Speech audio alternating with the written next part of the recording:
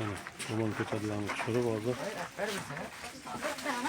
Bitta qiziq narsani aytaymi sizlarga? Mana shu kechagi 44-42 gradus issiqda mana shular qoron temperaturasida yana parning ichida, tomi yopiq parning ichida kovlangan.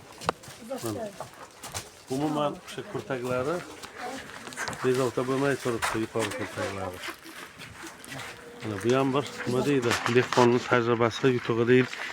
Chunki biz bu narsalarni sinovdan o'tkazib, uyda ekib turib, shu narsalarni amalga oshirib, keyin olib kelib mana taklif qilamiz. To'g'ri, masalan, rahbariyat bu deyishlari mumkin, lekin biz sinovdan o'tkazamiz oldin. Mana ko'rsatishga majburmiz. Mana xom kurtaklarni, xom kurtaklarni qarang. Sinovdan o'tkazib turib, keyin shu narsani biz dehqonlarimizga taklif qilamiz. Mana Shokir akamiz ham juda xursand buni ko'rib.